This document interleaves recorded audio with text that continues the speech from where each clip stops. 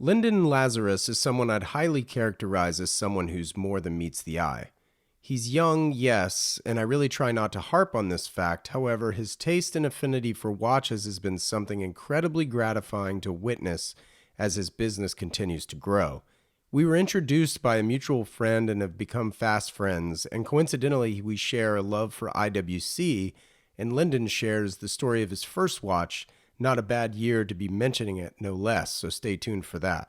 Linden graciously hosted me inside the showroom of his LA-based vintage watch dealership, Oliver and Clarke, and the conversation felt like a whirlwind. It was so fun to speak with him about his watch journey, both on wrist and in his business pursuits, as well as another passion of his, which is cars, of course. I hope you enjoy this one because I sure did. I'm your host, Wesley Smith, and you're listening to the Standard Age Podcast.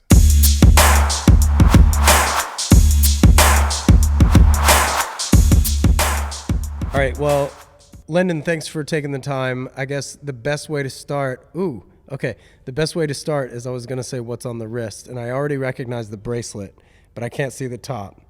What do we have on? So it is a reference 14790 Audemars Piguet Royal Oak from the 90s, like unpolished condition, fully stainless steel with like a Mark II dial, which is a little bit of an earlier variant than you see mostly on the 14790, and it's like a more classic kind of Royal Oak look than you typically get on the later models. But it's like a phenomenal 36 millimeter piece. Yeah, I was gonna guess, is it like their 37 because it looks 36, smaller? 37, yeah. I've been looking at the 37 for myself, actually. The modern newer one, yeah, like a 15450. I think that's the reference. Yeah, Whatever the latest one is, that's 37 millimeters. Sure. Yeah, I think the vintage ones have like so much more charm though. For some reason, like the depth in the dial of the vintage pieces is just like has some charm that I can't get over. But well, I mean, it's also your wheelhouse as a dealer. yeah. Right? Also, So. you know, I have to rep the vintage pieces. You know, so Okay, so sure. tell me this: is that for sale? It is currently not for sale. Okay. It may be for sale at some point, but sometimes I get a watch in and I just really enjoy wearing it, and I don't know if I totally put it off selling it, but I might delay the sale for a few months so I can rock it. Okay, so we're already off track from what I wanted to start Okay. with, which is totally fine because that makes it more enjoyable for me, frankly. So when you source watches, how do you delineate what you sell versus keep? Or are you ever sourcing just for you, obviously? So tell me about your buying process. For sure. So it's hard because almost all, I would say 99% of the watches we ever buy are watches that I really personally like. Yeah. I typically don't buy things that I'm not like personally attracted to. So it's hard sometimes. I would say we sell most of everything. And typically the stuff that I'll keep is not something, sometimes it's specifically bought for me, but a lot of times I open up the package and it's way better than I expected. Like what happened with this Royal Oak, it was like really shitty photos, and I get the watch in and it's like unbelievable. And I was like, I can't sell this now. I really like it. So I haven't owned a Royal Oak personally, and it just seemed like a great, kind of every day. I've been rocking it for the last probably 2 or 3 weeks, so it's been great. I'm just obsessed with their blue dials. For sure. I mean, obviously it's iconic, but I only have one blue dial watch, and it's a chronograph, so like I don't have like a time only. It's an IWC. Oh, okay. Yeah, IWC blue dial chronograph that I love, actually. I mean, my first love's IWC. Everybody listening. My first watch was an IWC. Oh, what was it? So the first watch I ever bought, I guess this was back when I was 14 or 15. I saved up so all like 4 years ago. Like five. Well, I'm 20 now, so probably 5 or so years ago. I saved up all the money I had, and I bought an IWC Ingenieur. It was like maybe a early 2010s. It's like with the rose. I forget the reference, but it's Is that the 40 millimeter? It's the 40 millimeter, but So it's like a very awesome Genta design, and it was because I loved obviously the Aquanaut and the Royal Oak, but I had no business affording either of those, and so I thought the IWC Ingenieur still kind of had that Genta DNA, that lineage, but with a much more friendly price point. It was like a gorgeous piece,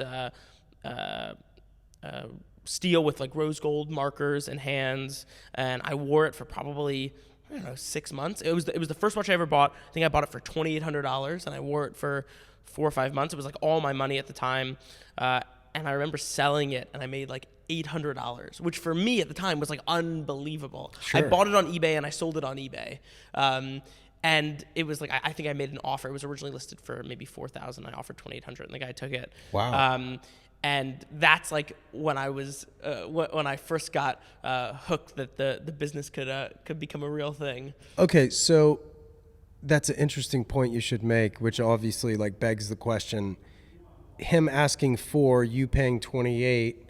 Did you already see the potential that you could sell it for more than you bought it for? You know, I think like, you know, it's hard to think back, but I think possibly. I also think like $2,800 was all of my money. Sure. So I don't think I could have paid $4,000. But I did recognize that it was a good deal. I had done a good bit of market research on that watch, because I was probably obsessed with that model for 4 or 5 months before I bought it. Sure. And I think I was going on eBay anytime one would pop up. I would make the offer of like what I could pay for it, which was $2,800.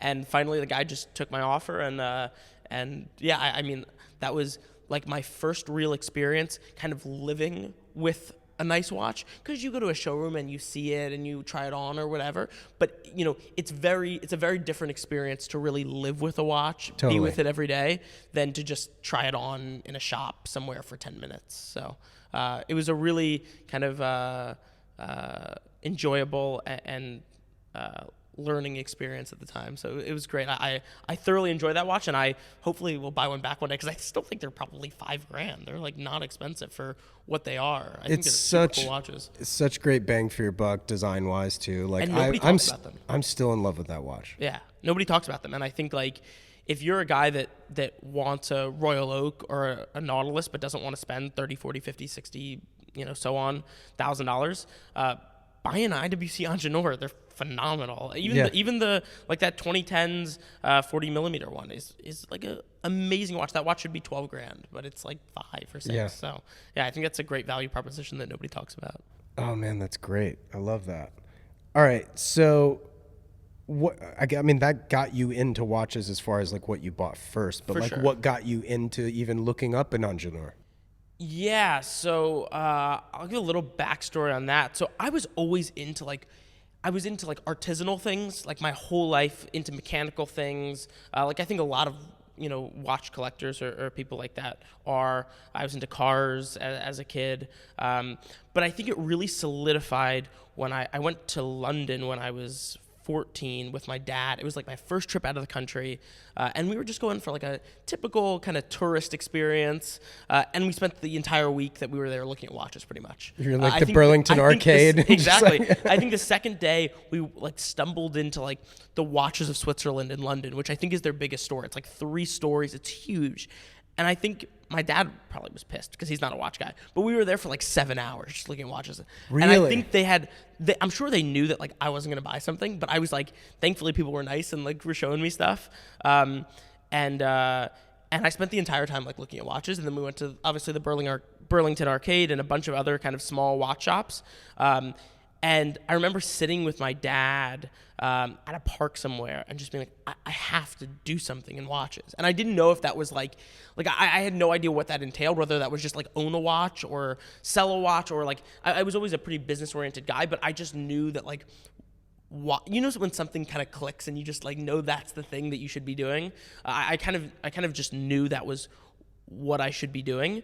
And then after that trip, even like spending late nights in the hotel room in London, just looking at watches after that trip for, you know, months on end, just spending, you know, 6-8 hours a day looking at watches, watch videos. And then shortly after that, I bought the IWC.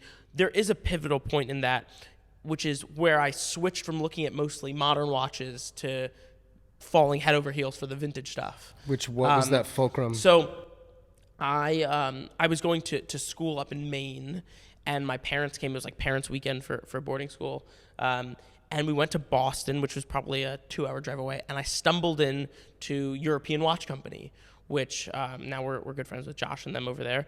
But we stumbled in, and I saw like true vintage for the first time. Not like, you know, a crappy little whatever, but like, I mean, really good stuff. I remember the first one I like fell in love with. They had this, I think it's one of the early Autavia big eyes, Oh, ghosty sure. bezel, the all loom hands. And I was like, oh my God, this is a whole different level. I knew like the second I started seeing the vintage stuff that that there was no way I could buy a modern watch again. It just wasn't even in my focal lens after seeing the vintage stuff. I just thought the vintage stuff had so much more character. And then at that point, I was like, okay, well, I love the vintage stuff. I can't afford any of the watches that I want. So I had seen here and there that people bought and sold watches. Like it was a thing people did. I didn't know to the extent of what the market kind of is or was even at the time. But I was like, okay, well, I think I can probably buy something and sell it and like trade up and like buy something again. And with that money I had sold the IWC with, plus probably a few $100s extra, I bought, I don't know, probably 8 or 10 like really small, vintage watches, and you're started what? Oliver and Clarke. I was 17? 15. 15 when you started. So I was a sophomore in high school. Yeah. Okay, so, oh my God, that's so interesting. So what were you doing to make the $2,800 initially? So I did a lot of like odd jobs. I remember for a summer, like I helped, my mom had a couple friends that like were moving, and like I helped them, like people that had lived somewhere for 30 years, and like they were paying me minimum wage to like move boxes and like, do stuff for them because they were, in their 60s and like would rather someone else do that. Sort through their stuff. So I think I had some money from that. I don't know, like I when I was, this is a total tangent, but when I was like 7 or 8, I won like $800 playing bingo. Are you kidding me? It was like the best moment of my life. I was like 7 or 8, and there's like some like Christmas bingo thing that my grandparents were doing, and the prize of the night was like $800, and me as a 7-year-old kid won. Dude, you must have pissed a lot of blue hairs off. Oh my God, I was always like a pretty like lucky, like generally with that kind of stuff kid. Wow. But that's a peak moment for me. So it was like it was cobbled together from like stuff like that. I think I probably had a few $100 here, a few $100 there. You just save up over the years when you're a kid. So I think it was probably like in total it was a few $1,000s. I mean, mostly from that IWC, and then maybe a few $100s elsewhere. But I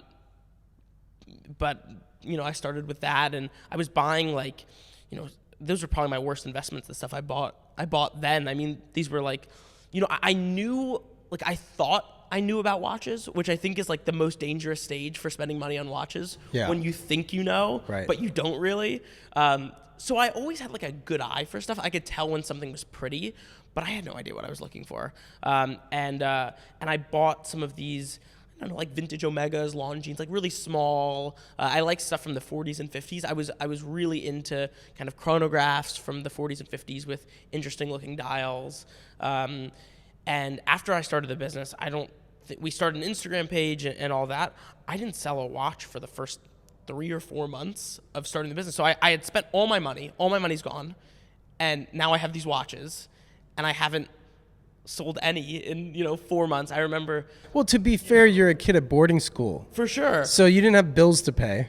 That is true. My risk was definitely a lot lower than most people starting. But it's still an interesting dilemma to be like, okay, well, I had this money that I've saved up for my entire life. Yeah. And now it's gone. No, understood. And I have 8 vintage watches that I bought that like may or may not sell. Were you like trying to coax your like student friends to buy them off you? Oh, definitely not. They like, I think like it was like, it's so funny to like talk to some people from high school now, because like it really was just like a little jokey thing I was doing. Like it was like, oh, Linden likes watches and he's like trying to sell them. But it wasn't it wasn't like a serious thing. And I think at the time, obviously it hasn't been that long, let's say 5 years.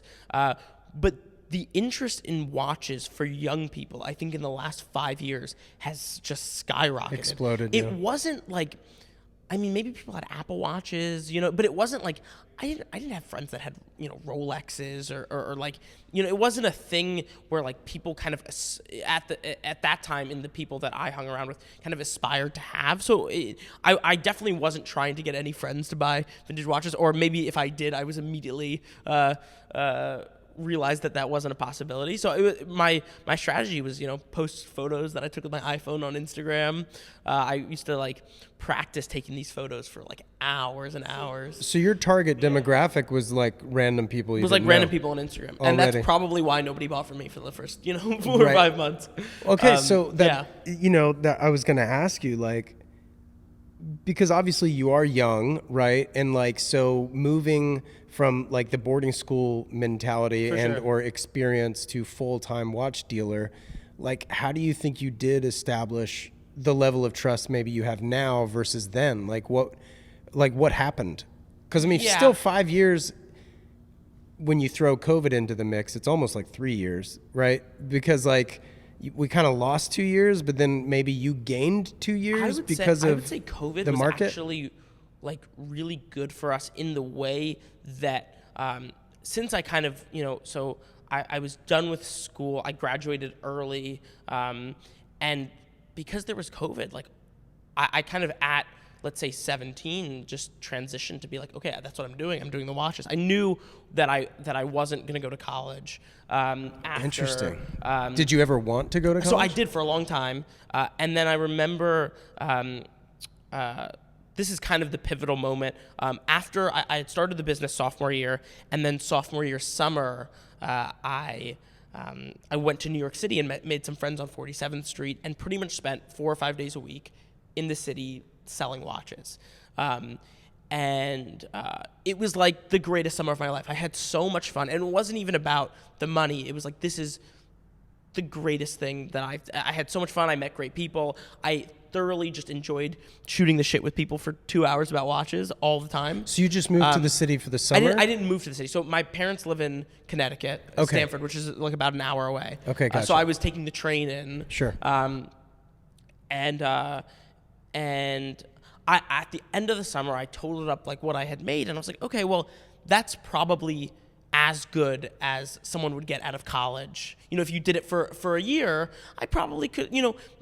Thankfully, I was always pretty kind of skilled at doing the watch thing. So it seemed to me that there was room for growth, and that I could, you know, at least you know, do okay, you know, doing the watches. And on top of that, I enjoyed it more than I enjoyed anything else I had ever done. Right. So the thought that it's easy work at that for sure when that comes into play. You know, people would always ask like, "Oh, you work really hard," and I'd be like, I'm having fun. Like, this is what I like, you know, a lot of kids my age would be like playing video games. And my thing was like, I like to sell watches. Like, that's what I did. Yeah. So like, even when I was at boarding school, when I would go home for vacation, I would sell watches. Like, that's what I did. Like, I would look forward to going home so I could go into the city and go to the Diamond District and buy and sell watches. It was my favorite thing in the world. So after that summer, it was still going relatively well, and I was like, okay, well, if I can do this, then I'm not going to college. I was always a really good student, and thankfully, my parents were pretty, you know, supportive of that. Yeah, I need to ask, like, what was their opinion? Did they ever talk to you about like not going to college? Yeah, I mean, we spoke about it. I think they would. I would come home and I'd be like, oh, Mom and Dad, I made this sale, I did this, and I would tell them about it. And I think they got the sense that I was doing, you know, well. And, you know, I was pretty open with them about it. And I think, you know, at first, if I had said I'm not going to college, they would have said, Linden, you're going to college. But I think at the point they saw how much I enjoyed it, and that also I would be financially okay doing the watches, and that it was my favorite thing, and I was so fulfilled by doing that I think after probably when I was 16 or 17, they were like, okay, well, also, you know, you can, if the watches always go didn't back work to out, school. you could always go to college. Yeah, that'll always be there. So thankfully they were very supportive, and still to this day are incredibly supportive of, you know, moving to Los Angeles and doing this whole thing here. So very blessed to have very supportive, loving parents, although they are definitely not watch people. Unfortunately, my dad for the longest time, now I gave him, he has a Datejust, but which is actually incredible. It's like a 16,000 reference, blue Buckley, like white hands, awesome watch. Cool. But I still catch him wearing his Timex that he loves because it has the Indiglow. You know, you can. Oh, yeah. He works in like theater industry, so he would always be like, "When I'm in the theater, I can look at the time on my watch with the Indiglow."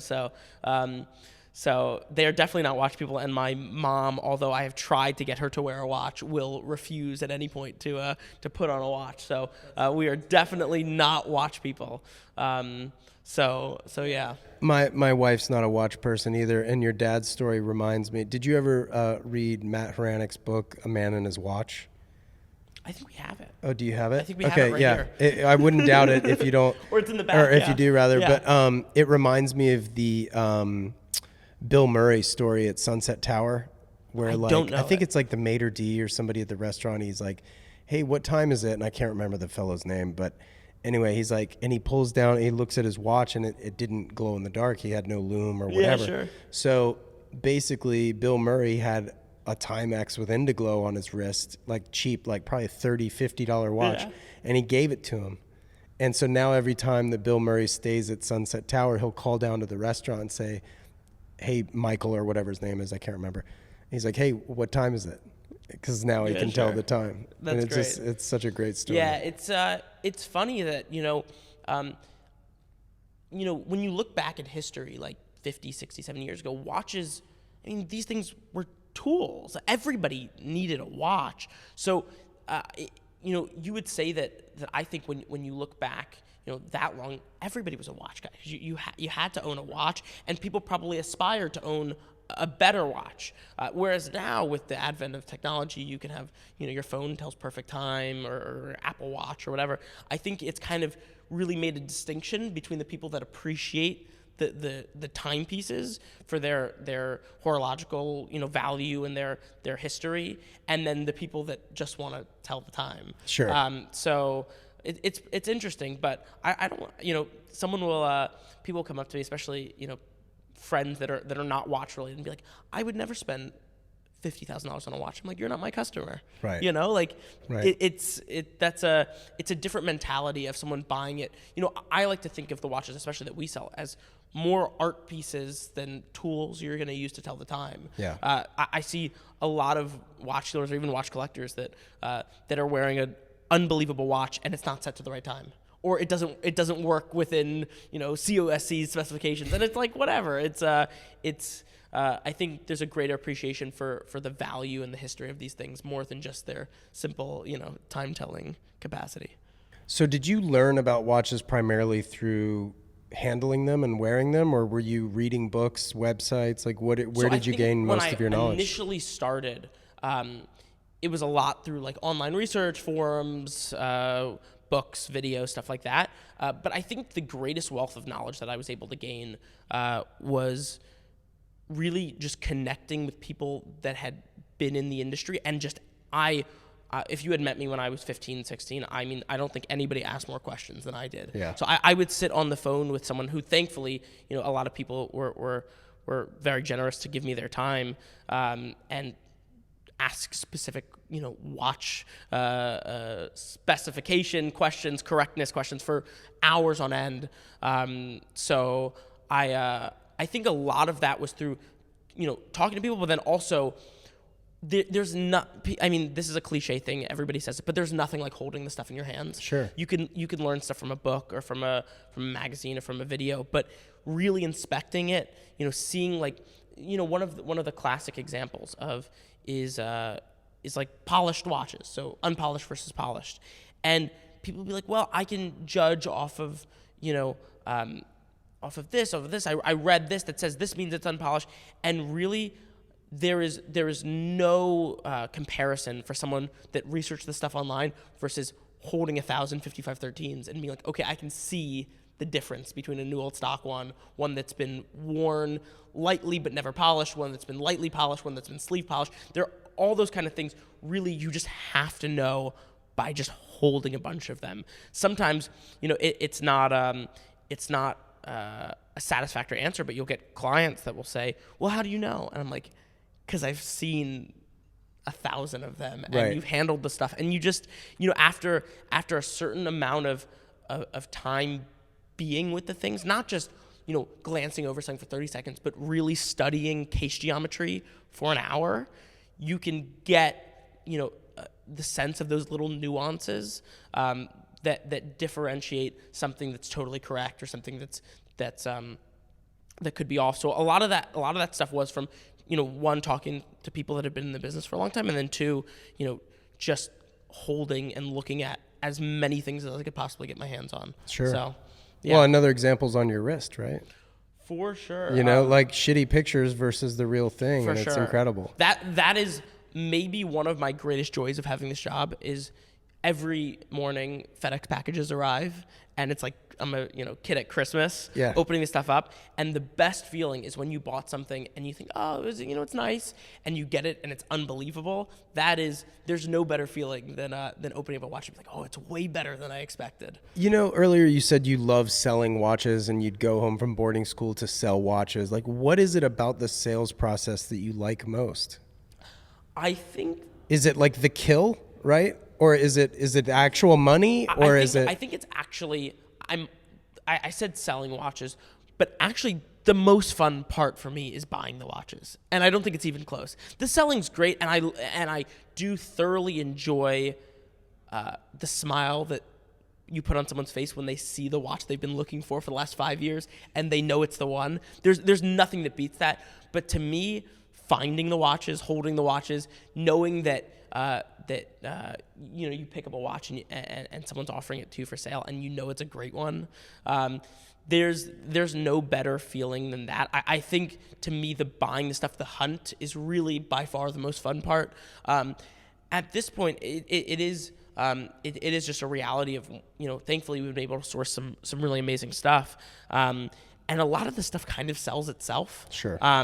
Because people know what they want. They see the condition. Thankfully, we have great photos, and a lot of the watches sell themselves. But to me, the by far the best part is the hunt, and knowing that you got something great, or that's better than you expected, or that's the best example you've ever seen, or something like that. That's really, to me, the most fun part of the process. I'm getting excited just listening to this. For sure. All right, tell me about the watch scene in high school then. So, like, what were you wearing? Like, when you're wearing an Ingenieur and your buddies aren't wearing Rolexes, were they wearing anything? Were you trying to get your friends into watches? I had... What were they wearing? I don't think most people were wearing anything at the point. I think, especially in high school, I don't honestly recall many people wearing, like, maybe someone wore like a Timex or Casio or something, or I think probably more like Apple Watches than anything else. Sure, 5 years ago, yeah. So I tried very desperately to get a lot of my close friends to like watches, and I think some of them had like a general appreciation for nice watches, but I don't really recall anybody that was as into the watches as I was. Most of the questions or talks I had about the business in high school were about the business end of things. And to me, for the most part, I just wanted to talk about the watches. Right. Because, I mean, obviously the business is great. The making money on watches is great. But the watches is the best part still. So I would say that a lot of my passion and knowledge and wanting to spread that with watches was mostly with people that I knew were already into watches. Sure. I think to be really into watches at the level that I was, and that I'm sure you and a lot of the folks listening are, you kind of have to get there yourself for the most part. I think a lot of people have dads that were into watches, and that kind of sparked their passion, but they weren't totally into the thing until they were into it themselves. Yeah, totally. Yeah, I mean, as contagious as it can be, I know what you mean. You know what I mean? Because, like, my dad's caught the bug a bit, but like nowhere near that I got. For sure. But also, I think the switch that flips when you really start getting into watches is when, like, I hear this from a lot of clients. I mean, I have a client that came in recently that was like, is a CEO of a multi, 9-figure company. And he's like, I spend half the day looking at watches. Oh my God. He's like, he's like, I'm getting like no work done because I'm looking at watches. And I was like, yeah, man, it's a disease. I remember, this is a funny story. The first day I was on 47th Street, I walk in, there was this old timer that had been on the street forever. And someone introduced me and said, it's his first day on 47th Street. He's getting into the watch business. And he goes, son, why don't you try something a little bit less addictive, like heroin? and I remember that still to this day, because it's true. People, it's like a little bit of a sickness. Like you get into watches, and that is you are a junkie. You're a junkie for sure. So it's a great hobby, and it's very rewarding. But I would say there's a lot of, especially of our clients, that are very successful, businessmen or so on, that are spending large parts of their day just looking at watches on Instagram or on other dealers' websites or our website, and just kind of researching the hell out of this stuff. So it's definitely a sickness, and it's a bug that once you catch, it's a little bit difficult to get rid of, for sure. Yeah, definitely. Well, I mean, you've mentioned that one of your favorite parts is the buying, and you've also mentioned that much of your inventory is stuff that you are gravitating towards personally. So what is it that you look for when you are buying? Like, what do you gravitate towards? So I'm not. It's not totally I'm pretty diverse in what I like for model, reference, brand, stuff like that. Sure. I like finding things that have kind of, I would call it like a defining factor, that are special in some way. I don't really enjoy sourcing kind of average things. To me, there's less excitement. I want people to open the package or come into the office and get the watch and know that it's the best, or it's super special in some way. So that's what I gravitate toward typically, is something that, whether it's the patina, the condition, the rarity, the model, so on, there's got to be something that's different and that's special about this watch. I'm typically not buying, I say this a lot, that we're typically not looking for 6 out of 10s or 7 out of 10s or even 8 out of 10s. Like, I would like to source 9 and 10s only, for the most part. And that's just a fact that I think it's more rewarding for me buying this stuff, and it's more rewarding for the customer getting this stuff when they know they got something truly exceptional. But I mean, we're pretty diverse. I would say, a large part of our inventory is vintage Rolex, but I'm a big fan of, 40s clamshell chronographs, and we sold a lot of. I'm a huge vintage Movado fan, and anything from that to I'm a Eberhard chronographs. I'm into a lot of cool stuff, as long as they're pretty and special in some way. That works for me. So yeah, that's great, man. So what do you attribute your success to so far? I think it's a complicated question. I think one part of it is just the love for doing what I do. I get a lot of people, especially younger people that have seen some of the success and will say, like, I want to sell watches. And I'll say, well, do you love watches? Like, is it your favorite thing in the world? And they're like, no. I'm like, well, you can't do it then. Like it's kind of, I would say, I don't know any very successful watch people, whether that's in the modern watch industry or vintage dealers, that weren't totally obsessed by watches, at least for the first, large part of their career, and probably still are. You see a couple people at the tail end that are kind of, been doing watches for 40, 50 years, and it's kind of a job for them. But I would say you need to be obsessed with the thing. So I was very lucky to kind of have that bug. I also was incredibly, always very business oriented, and wanted us to. I have a philosophy that especially in the vintage world, a lot of dealers are kind of stagnant. They've been doing what they've been doing for 20 years, and they're content with their business and their process, and they don't kind of feel a need to improve or to get better, whether that's with transparency or with the product they source or the way they're selling. And I'm a real big proponent of like one foot in front of another, and being better every day. So I think you can see, especially from the beginning of our journey, if you scroll all the way back on the Instagram to now, every year, every 6 months, it seems like we've been getting a big improvement, and that's just for the kind of will to do that. I would also say that I'm incredibly lucky to have had a bunch of really important kind of mentor people that have really helped me along the way and have given their time for tons of their time just kind of for the sake of helping me, which is a really lovely thing about our community, is that when you find someone like-minded. Who was some of your mentors? There's a bunch of people. I would say he is not as well known as some of the vintage dealers today, but please check him out on Instagram. His name is Jed Watch Safari on Instagram. He's a dealer in New York that's been in the business for decades and helped me a ton when I originally started.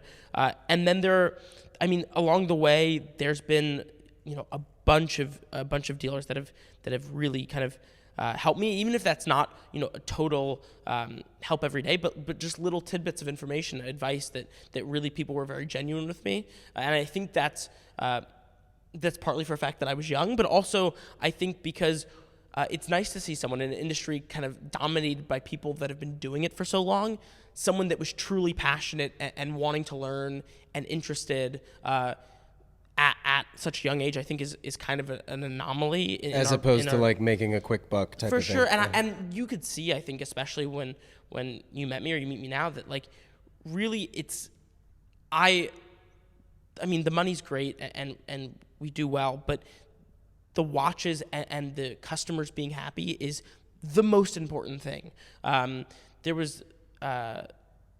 So that was always kind of drilled into my mind. Even as a kid, keeping your word, doing the right thing was always a big, point in my family. But then also, I was very lucky that when I started in the watch business, a lot of the people around me were always big proponents, which is not always the case in a lot of our industry, but big proponents of, you do right by your customer. If they ever have a problem, you take the watch back. So the customer satisfaction and the watches, correctness and people being happy with the watches we source is paramount always. Sure. So I think that's definitely been a big help. I think a lot of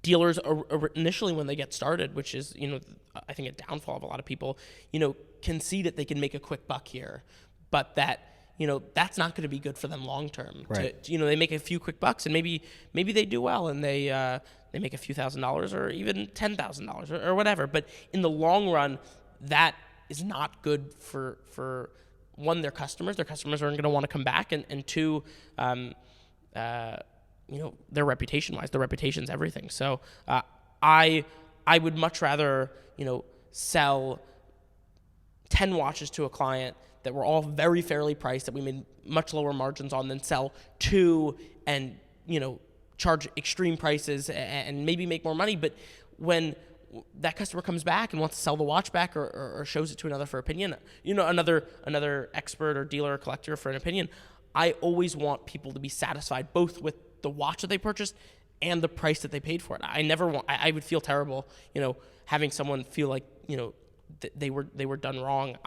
Especially in this kind of slowdown of the market, I've had a number of collectors that have bought stuff from us want to sell stuff back, and unfortunately on some of the stuff, at some of that stuff, the market had dropped on it. Sure. And I made offers that were probably better than the market because I wanted that customer to feel like they got a fair shake from me, and I lost money on some of the stuff, and that was okay with me because the customer felt like I did them right, and they're going to come back in 1 year, 2 years, 5 years, 10 years, and know that they'll continue to get a fair shake from me, and that's what's most important, rather than making the extra $1,000 there. That's really much less of a concern. That's great to hear, man, to be honest with you. And just real quick to jump back, how did that mentorship sort of happen for you with Jed? So the Jed story is a little bit interesting. I was always a big strategy that I think also has led to some of my success was that I was always huge in relationships. So what I would do, and this is my strategy for anybody who wants to start selling watches, I would find a watch that I'd want to buy from a dealer, Jed particularly, but I would buy the watch, and let's say it was a fair price, I was going to make money or whatever, and I would say, okay, I bought this watch from you. Can you spend some time with me on the phone? And most of them, yeah, sure, I'll talk to you for 20, 30 minutes. And I would, try to build that kind of initial relationship. And then I buy another watch. Can I have another 30 minutes or an hour on the phone? I just chit chat with these people.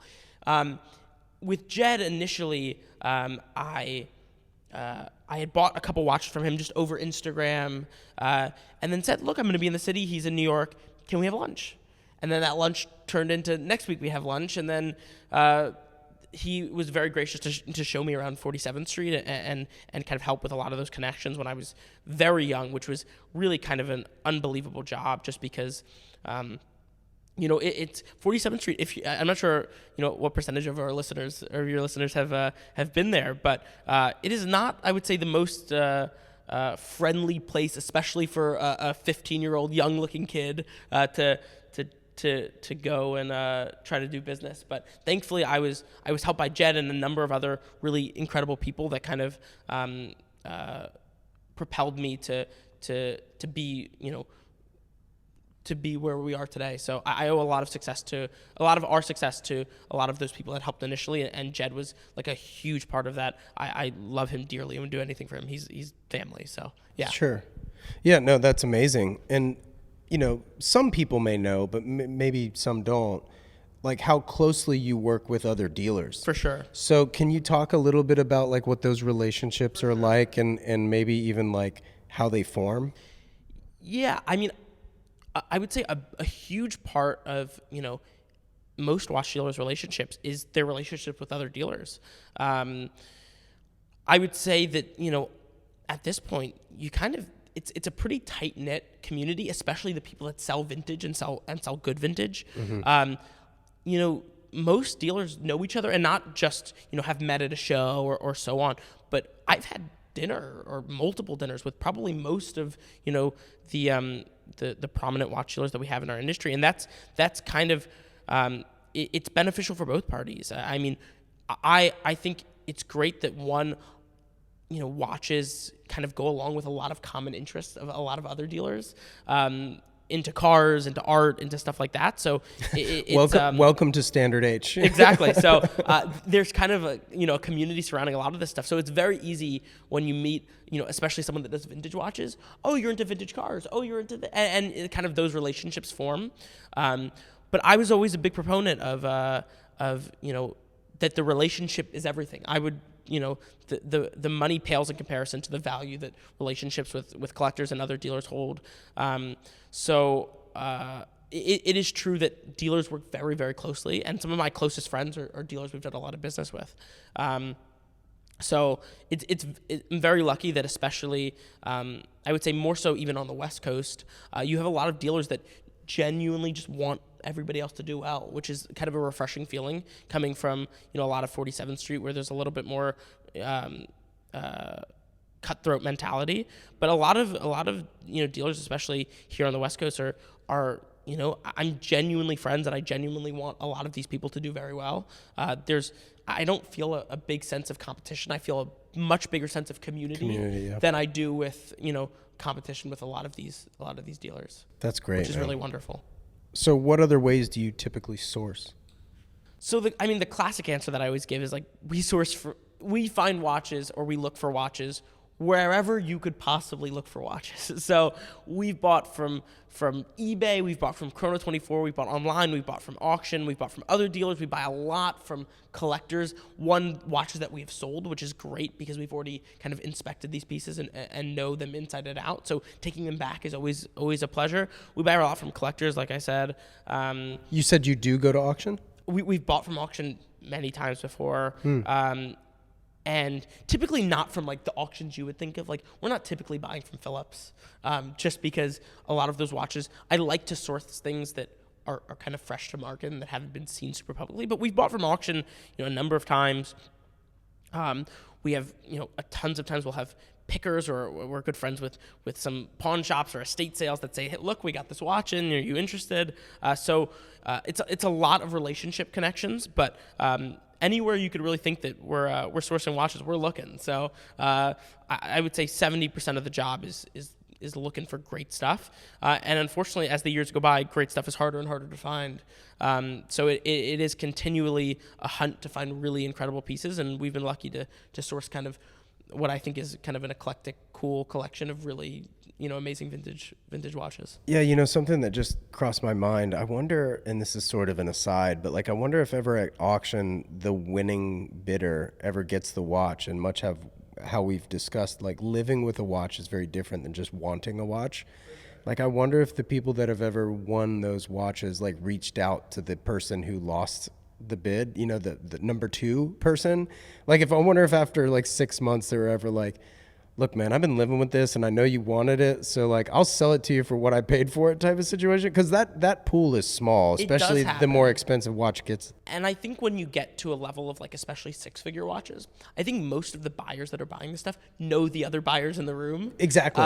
So I do think it happens a lot where even in the collector side of things, like most big collectors know almost all the other big collectors. Mm-hmm. So a lot of times, I'll even have watches that are personal collections that I'll have collectors come in and be like, I know you bought that watch. Like, if you ever sell it, I'm interested. So you get a lot of that, and people, I've been one to know someone bought a watch, whether that's from auction or from a dealer, and I've been very persistent to buy some of these watches that we've been able to source. Like there are some deals, especially in the early days, where I would find a collector that I knew had bought a watch, or a dealer, and I would like ask them once a month, like, hey, any chance you're looking to sell it?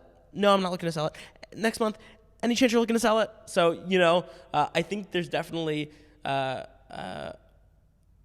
when you don't get a watch that you really wanted, I think a lot of these collectors know, especially with the vintage stuff, that a lot of these watches don't come around super often. So it's definitely the watches do change hands within the community, I would say, a good bit, which makes for an interesting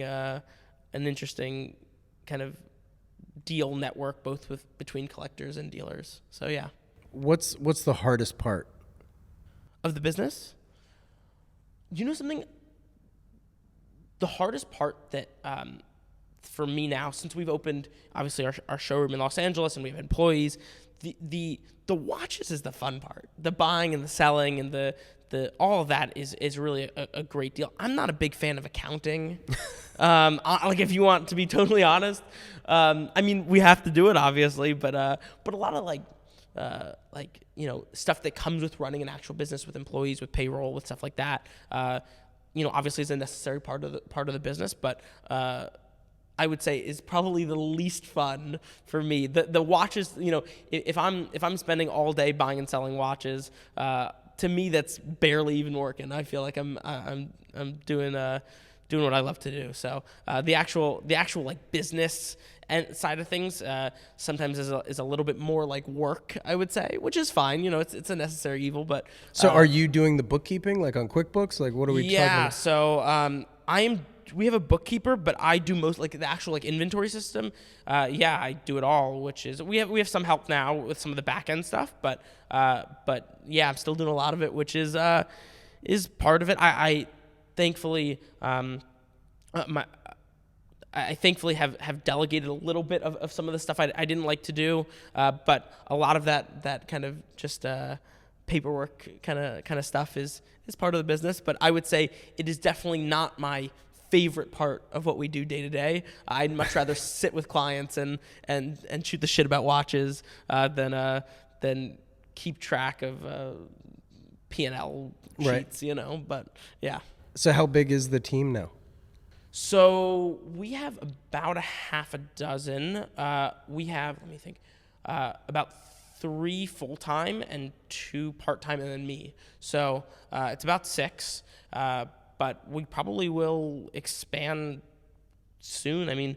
We're growing pretty quickly, which is amazing on our end. And I'm just kind of focused on, streamlining kind of a lot of our processes, because as, my personality type, and I think a lot of watch dealers are a little bit on the disorganized end. If you go to a lot of watch dealers' offices, you'll see, watches strewn around here, stuff, piles in the safe of parts and stuff. So it's a very iconic watch dealer thing to be totally disorganized. But I'm trying to streamline that and make sure we're in a place where we can, most effectively serve our clients, or customer service, because it's hard. A lot of the reason the team has been growing is, for the longest time I did everything myself, which is just at the point we're getting 20 emails a day, 15 emails a day, and we have to respond to all those people. We get responses, so there's a lot of work that goes into it. I try to answer everything as much as I can possibly do personally, because I think that gives the customer the best experience. But there's some stuff that unfortunately cannot all be done with me. I do not have more than 24 hours in the day, and I have to sleep a little bit. So we're working on that. But yeah. Trust me, I know the feeling. I know you're into cars. I'm into cars, yeah. I believe you said you were into cars as a kid, so cars precedes watches. I would say actually, I always really liked cars, but I was not as much of a nerd into cars. I was more of a nerd into cars after I could drive a car, I would say. Right. Because I think you always you never get the experience, especially when I first got my license and I had some friends that let me drive some cool cars, especially because a lot of watch guys are car guys. Was that really got me hooked? I always liked cars, but kind of the nerdy side of it was probably a little bit post watches when I could get behind a wheel a little bit. So yeah. What was like the dream car when you were a kid? Oh, that's hard. Did you have one on a poster on your wall or anything? I wasn't a poster guy. I've always been into Porsches, and thankfully now I can dabble in that a little bit. But I mean, it's kind of a boring answer, but 911 was always kind of, to me, still the best. I agree. So I would say when I was a kid, I loved 911s, and I'm still my favorite. So yeah. That's amazing. Well, I was going to say you're no stranger to the Porsche brand, because what do you have? Is it a 992? So I have a 991.2 Carrera S in graphite blue, which is PDK. I had a 997 GT3, which was amazing, but I just wasn't driving it enough. And I thought it was a shame to drive. Unfortunately, in Los Angeles, the roads are shit, terrible, awful. And to drive that car just to work or down the street was brutal. Yeah. To say the least, because it's, a race car for all intents and purposes. So, driving that car fast in the canyons, the 6-speed is unbelievable. And I think I'll probably buy one back one day. But what color was that? It was speed yellow. Oh wow! Which was actually not my first choice when I was going to buy one. But I'm not a super loud kind of guy, which is maybe part of the reason I sold it, just because you're driving a bright yellow car. People always take notice. So. And for context, if people don't know the color, I want to say, isn't speed yellow the same shade of yellow used on their carbon ceramics, the brake calipers? Isn't that speed yellow, or am I wrong? If it's not speed yellow, it's very close to speed yellow. Right. So for context, those of you listening, if you don't yellow. if you don't know what color yellow that is, it's the brake caliper yellow. Yeah. So I think it's a loud color, but I owned that car for a year and a half, and it was so much fun. I have amazing memories. Where did you buy it? I bought it from a good friend, Paul, at Auto Kennel in Costa Mesa, Orange County, who does great work and is I think a lot of times, especially when the car industry as a whole, it's hard to find someone that is just brutally honest about what you're buying. And Paul was a dream and actually helped me sell the car after. Oh, that's good. And I really always felt like I was in good hands, which is, what I try to, give people when they're buying from us. And I think that experience, being told both the good and the bad about the car, which the car was amazing, but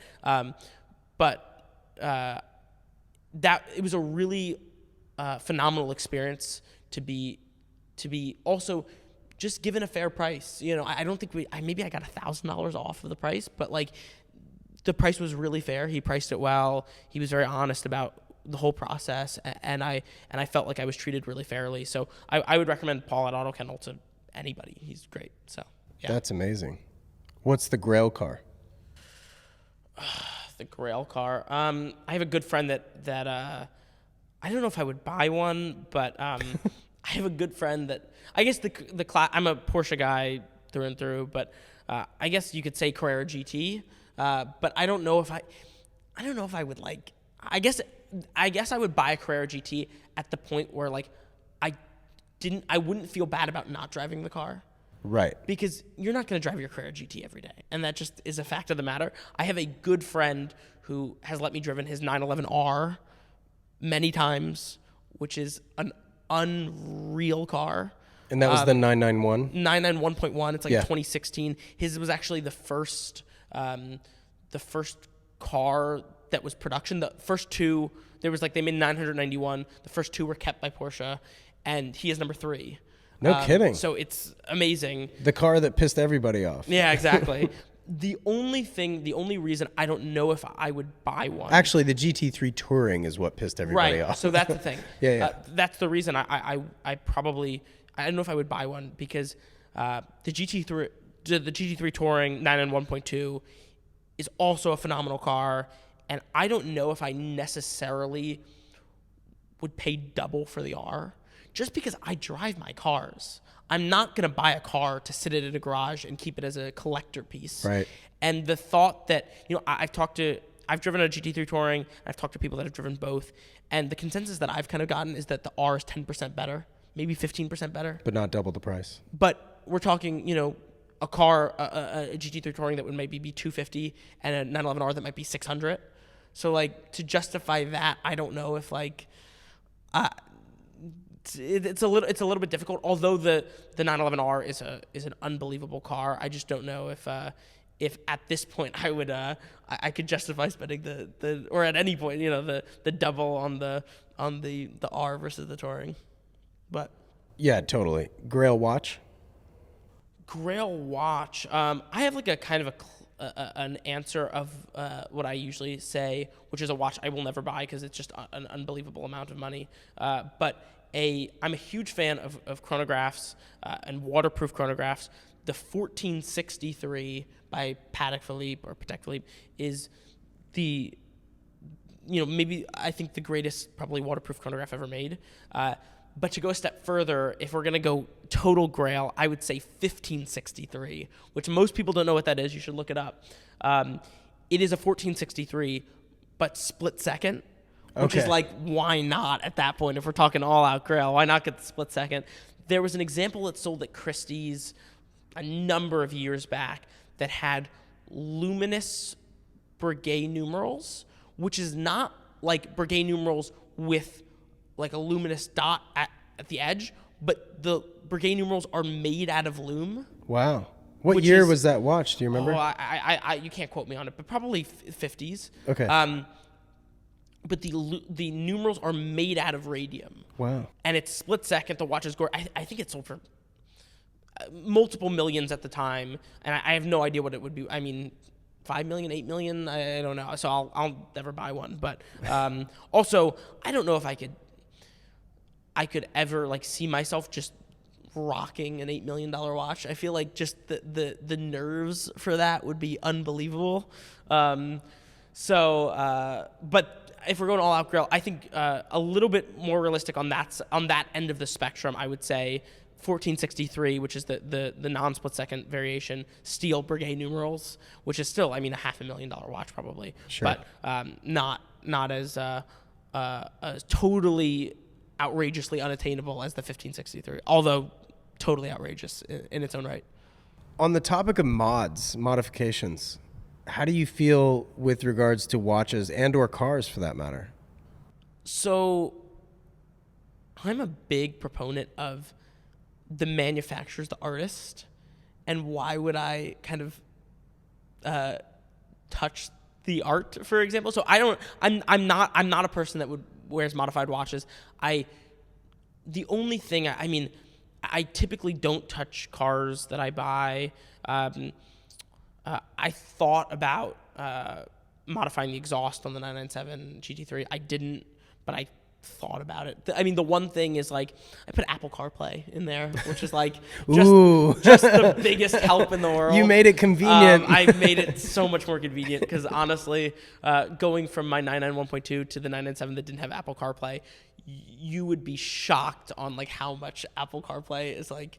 If you're just daily driving the car, game changer. It's total game changer. But the one thing that I kind of have like a guilty pleasure with is I've been looking at this Artisans de Genève. Do you know this? They modify Rolexes, and they came out with this like honey gold green Daytona. Okay. That is like it's a modern gold Daytona, but it looks like a 116508, but it looks like a 6263, but with green like subdials and bezel, and it's like they're like taking apart this gold Daytona, but it's the prettiest thing ever. Like, it's unreal. If Rolex made this on a vintage watch, it would be the greatest vintage Rolex like ever. Man, that's a bold statement. It's so pretty. I don't know if it'd be the greatest vintage Rolex ever, but it is so pretty. And I was speaking to a friend, and I was like, if I can buy one of these at a fair price, I'd buy one, because they're just, I'm a vintage guy through and through, and I am typically very against modifications, but that one I am. Every time I see it, I'm like, damn, that's such a pretty watch. And sometimes the aesthetics I just can't get over. You see something that's really good looking, it's hard to pass up. But, no. Yeah, to me, if Rolex had made a green 6263 with a green bezel and green subdials, that would have been unreal. And they really do make it look like a vintage watch, which is kind of awesome. But typically no. That is my exception for the Apple CarPlay and for the Artisans de Genève gold on green. What's the advice you would give first-time vintage buyers? So, the advice that I typically give, which is, it's the advice everybody gives, but it's the right advice: buy the seller. And I will tell you this, and this is a fact that probably most dealers wouldn't want to admit, but it's the truth. All dealers have made mistakes.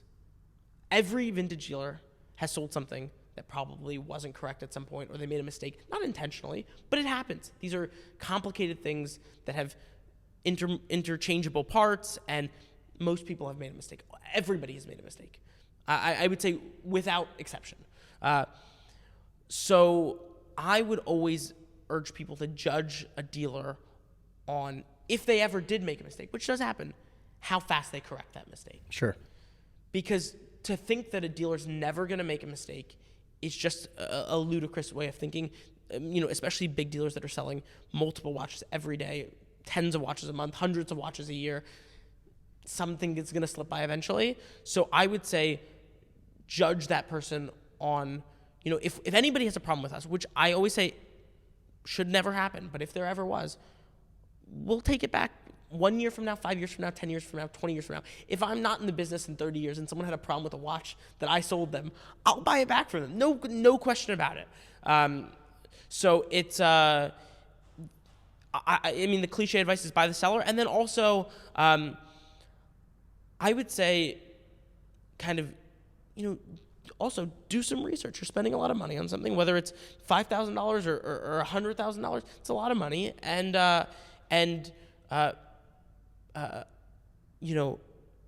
make sure that what you're buying is the right variant for you. You get people that that might just think that, oh, this is the one to get because that's what everybody gets. Yeah. But I would say put a few hours in before you buy a watch. Look at the options, and sometimes sometimes the cheaper option is better. Sometimes the more expensive option is better, and that's not that's a personal preference. The other thing I would always say is buy the condition is the most important thing. If you gave me the option between buying a $8,000 Datejust that was the best Datejust in the world, or buying a $8,000 5513 that was the shittiest 5513 in the world, I would pick the Datejust every time. And you could say, well, the sub's a more prestigious. Doesn't matter. Buy the better watch. You'll always be thankful in the long term that you went with the better thing than if you buy something that's, that is the model that you want, but you can't quite get there on the price, and you settle for something that's worse. Buy the best thing. There's another cliche example, which is like a shitty watch with box and papers is still a shitty watch. I think you get a lot of people that especially come to us that are like, well, it needs to be full set. It's like, so you would rather take a full set watch that wasn't great over a great watch that wasn't full set.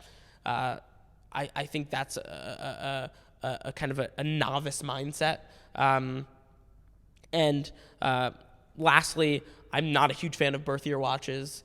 If a watch is in your birth year, great, cherry on top, but I wouldn't. I see a lot of buyers, especially new buyers, that will pass up the watch of their dreams because it's a year late and they want 83 and it's 84. And I think also people should realize that these watches aren't, the production years aren't exact. The case might have been made in 83, but it might have not been fully assembled till 84, and it might not have been sold till 88. So is that an 83 watch? Is that an 84 watch? Is that an 88 watch? Who knows? I think buy the great watch is the advice I would give. Whether that's if it's naked and it's not your birth year, but it's a phenomenal watch, it's still a phenomenal watch. Totally. And that's what's most important in my eyes. So, Linden, thanks, man. This has been super fun. Thanks for hosting as well in the office. Of course, thank you for coming. And yeah, man, it's great to see you. Absolutely, great to see you as well. And is there anything else you wanted to promote for that matter? I would say, obviously our website and Instagram are great, but I would just urge people to keep buying what they love, because that's the most important part. Whether I tell clients, I would rather you buy a watch from another dealer that is the watch you really like than buy a watch from us is the watch you like less. So buy what you love, and that's the most important thing. And stay passionate about the stuff. So that's all I have to say. So awesome, man. Well, thanks again. Awesome. Yeah. Good deal. Thanks, Wesley. This wraps up this episode of the Standard Age podcast. If you like what you heard, I'd love it if you'd share it with a friend or two. And if you have a moment, please rate and review the show, as it helps others discover these episodes.